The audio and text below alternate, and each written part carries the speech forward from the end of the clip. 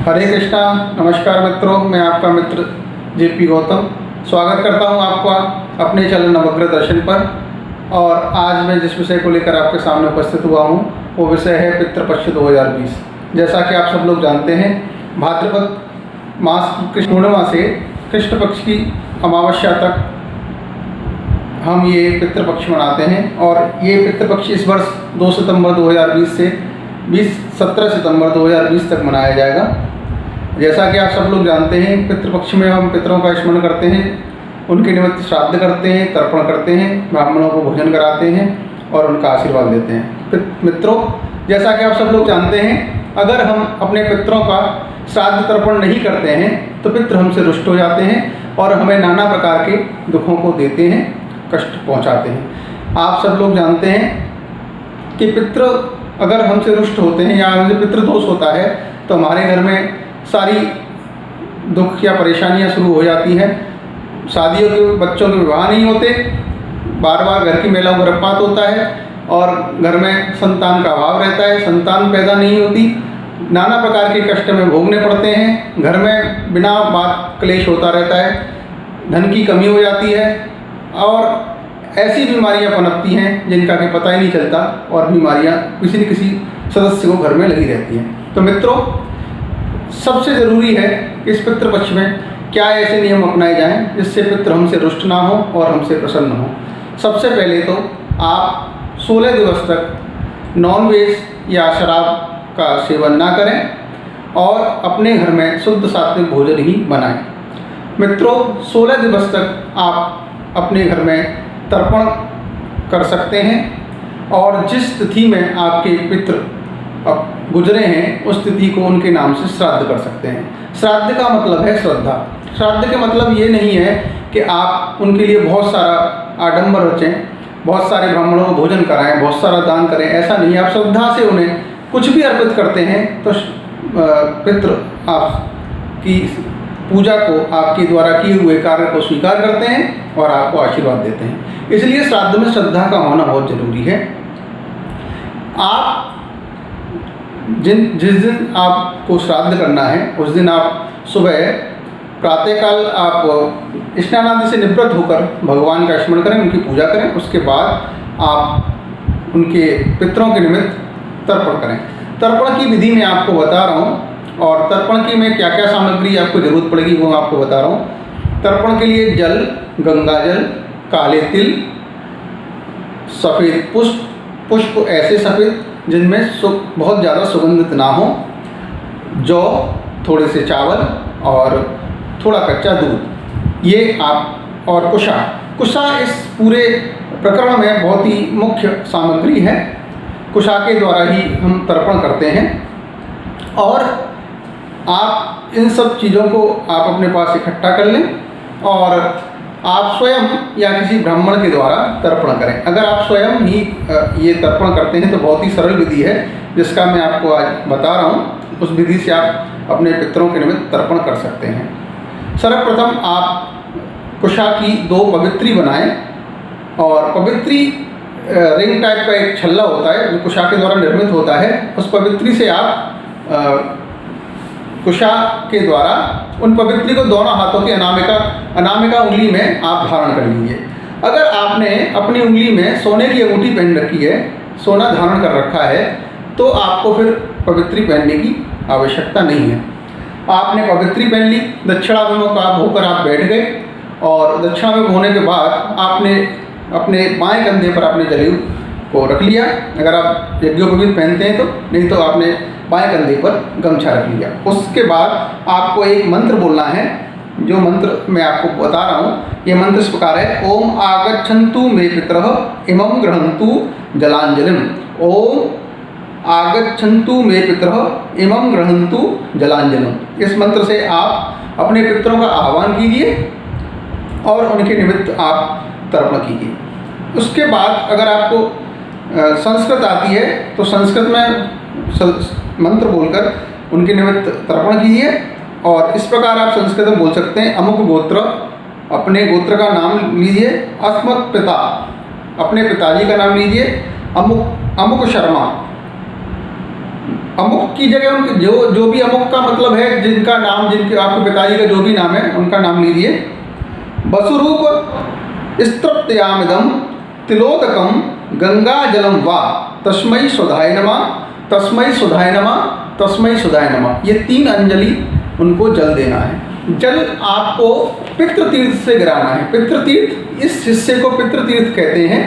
इस हिस्से में आप इस तरीके से आप जल को गिराइए। यहाँ कुशा, अग्रभाग और मूल भाग कुशा का ऐसे रख लीजिए और पितृतीर्थ से आप तस्मै सुधाय नमः, तस्मै सुधाय नमः, तस्मै सुधाय, इस प्रकार पितृतीर्थ से आप जल को गिराइए।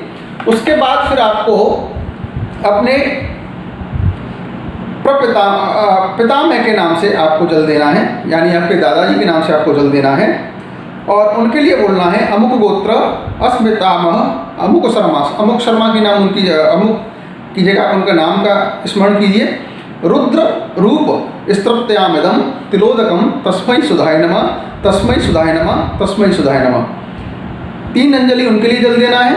उसके बाद आप अपने प्रपितामह यानी परदादा जी के लिए अमुक शर्मा उनका नाम का उच्चारण कीजिए। आदित्य रूप स्तृप्तयामिदं तिलोदकम तस्मै सुधाय नमः, तस्मै सुधाय नमः, तस्मै सुधाय नमः। 3 अंजलि अपने परदादा जी के लिए आपको जल देना है। इस प्रकार अगर आपकी माताजी नहीं है, उनका स्वर्गवास हो चुका है, तो फिर आप उनके लिए इस प्रकार जल दीजिए। अमुक गोत्रा अस्मन माता, अस्मन माता अमुक देवी, उनका नाम का उच्चारण कीजिए। वसुरूपा तृप्तदामिदं तिलोदकम तस्यै सुधाय नमः, तस्यै सुधाय नमः, तस्यै सुधाय नमः। आप जो अपने पिताजी के लिए आप जल दे रहे थे तो तस्मै था, और जब अपनी माता जी के लिए आप जल देंगे तो उनके लिए तस्यै बोला जाएगा। तस्यै सुधाय नमः, तस्यै सुधाय नमः, तस्यै सुधाय नमः। इस प्रकार आप अपनी उसके बाद आप अपनी दादी के नाम का, अगर वो नहीं है और उन दादी के लिए आपको तर्पण करना है, तो आप इस प्रकार अस्पितामही अमुक देवी, अस्पितामही अमुक देवी रुद्र रूपा तृप्तदामिदं तिलोदकम तस्यै सुधाय नमः, तस्यै सुधाय नमः, तस्यै सुधाय नमः। इस प्रकार 3 अंजलि अपनी दादी जी के लिए जल दीजिए। उसके बाद आपकी परदादी अमुक गोत्रा अस्प्रपितामही अमुक देवी, उनका नाम को उच्चारण किए। आदित्य रूपा तिलोदकम तस्यै सुधाय नमः, तस्यै सुधाय नमः, तस्यै सुधाय नमः। इस प्रकार 3-3 अंजलि आप उनके लिए भी जल दीजिए। उसके बाद अगर आपके कोई सौतेली माँ रही हो तो उनके लिए भी जल देने का विधान है, उसका मैं आपको बता देता हूँ। अमुक गोत्रा सापत्न माता अमुक देवी, उनके नाम को उच्चारण कीजिए। तृप्तदामिदं तिलोदकम तस्यै सुधाय नमः, तस्यै सुधाय नमः, तस्यै सुधाय नमः। 3 अंजलि उनके लिए जल दीजिए। उसके बाद आपके जो भी और भी जो आपके पितृगण हैं जिनको आप जानते हैं, उनका नाम ले लेकर 3-3 अंजलि उनके लिए भी आपको जल देना है। इसके बाद द्वितीय गोत्र तर्पण होता है कि आपके ननिहाल के लोगों के लिए भी जल देने का विधान है, उनके लिए भी तर्पण करने का विधान है। आपको सबसे पहले अपने नाना, अगर उन्होंने नहीं है तो नाना के नाम से आपको 3 अंजलि जल देना है। तस्मै सुधाय नमः, तस्मै सुधाय नमः, तस्मै सुधाय नमः। इस प्रकार से उनका नाम उच्चारण करके उसके बाद परनाना, उसके बाद वृद्ध परनाना, उसके बाद अगर आपकी नानी मौजूद नहीं है तो नानी के नाम से, उसके बाद परनानी, उसके बाद वृद्ध परनानी के नाम से तस्यै सुधाय नमः, तस्यै सुधाय नमः, तस्यै सुधाय नमः, उनका नाम का उच्चारण करके आपको ये जल देना है। उसके बाद अगर आपका कोई जैसे मामा है, मामा भाई हैं, सौतेला भाई हैं, मौसी हैं, बुआ हैं, सबके नाम का आप जल दे सकते हैं उनके नाम से। और अगर सौतेली बहन है और ससुर के नाम के लिए भी तर्पण का विधान है। इस प्रकार आप जल दीजिए उनको 3 बार, 3 बार सबको जल देना है। जल देने के बाद आपको तर्पण को समर्पण कर देना उनको। अनेन यथाशक्ति कतेन देव मनुष्य पितृ तर्पणाख्येन कर्मणा भगवान पितृस्वरूपी जनार्दन वासुदेव प्रियताम नमः प्रियताम नमः। ओम तत्सत् ब्रह्मार्पणमस्तु। ओम तत्सत् ब्रह्मार्पणमस्तु।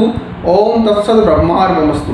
इस प्रकार आप हाथ जोड़कर भगवान का स्मरण करते हुए आप ये जो तर्पण का है, तर्पण की सभी विधि को भगवान ब्रह्मा जी को आप समर्पित कर दीजिए। इस प्रकार आपने तर्पण किया।